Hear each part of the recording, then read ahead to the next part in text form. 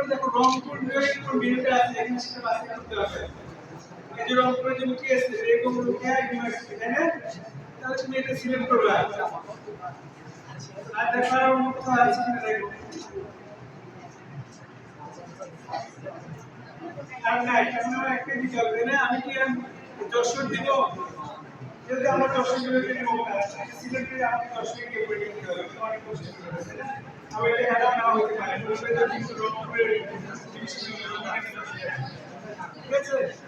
তাহলে আমরা কি করবো, আমাদের এখান থেকে আমরা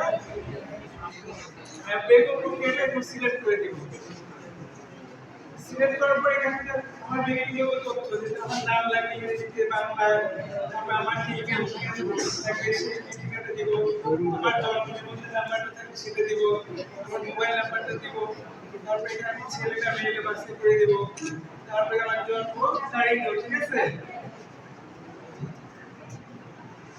আর যদি আমরা বলছি কিছু ডকুমেন্ট লাগবে, এটাকে বলতে হয় ডকুমেন্ট কি একটা প্রত্যয়নপত্র অথবা আইডি কার্ড অথবা জন্ম সনদ, তোমার কাছে যেটা থাকে সেখান থেকে বাছাই করে দেবে, কোনটা আছে সেটা বাছাই করে দেবে।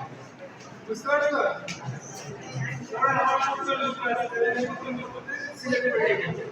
তারপরে এখানে চুজ ফাইল, এটা কি করতে হবে, এই যে আমাদের একটা প্রত্যয়নপত্র আছে, বলুন আমি ছাত্র থেকে প্রত্যয়ন নিচ্ছি, এই প্রত্যয়নটাকে আমাকে স্ক্যান করে আমার কম্পিউটারে আমাকে রাখতে হবে, সেটা এখানে আমি চুজ করে প্রত্যয়নপত্রটা দেখাই দিতে হবে।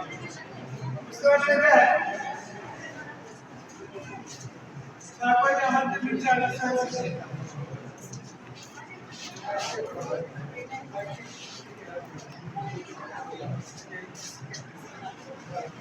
আচ্ছা চার্জ দামের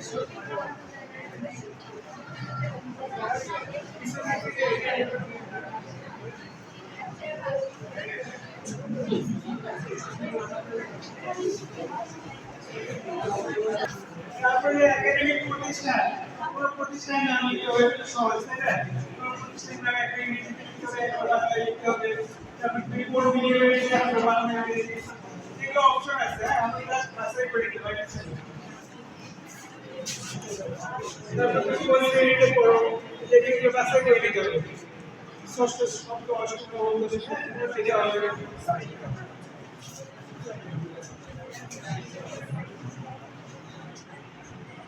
তারপরে এই যেগুলো আছে আসলে একদম দেখে দেখে পারবো, পারবো না জাস্ট তুমি কোন বিভাগে থাকবো, তোমার জেলা কি উপজেলা কি বাছাই করে দিতে হবে।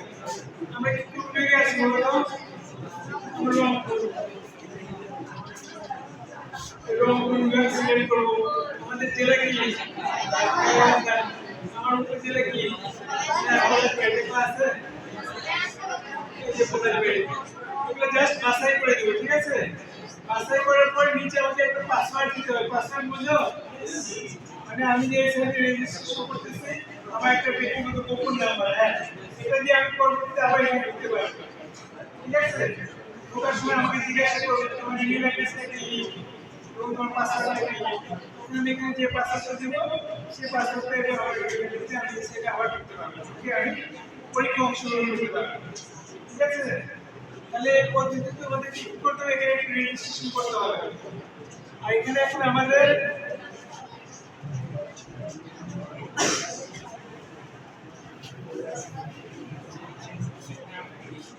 দিতে পারে, তাহলে আমাদের নিবন্ধন সম্পূর্ণ হয়ে যাবে। নিবন্ধন আগে আমার কাজ কি, এখন পরীক্ষা অংশগ্রহণ করে তাই না, পরীক্ষা হবে কবে জানি না তাই না। তো আমরা যে নিবন্ধন সঙ্গে মোবাইল নাম্বার দিব বা ইমেল অ্যাড্রেস দিব, এগুলোতে আমাদের নোটিফিকেশন আমাদেরকে জানিয়ে দেবে। তারপর সম্ভব একটা ডেট এখানে দিয়ে রাখছে, তোমরা এগুলো দেখতে পারো।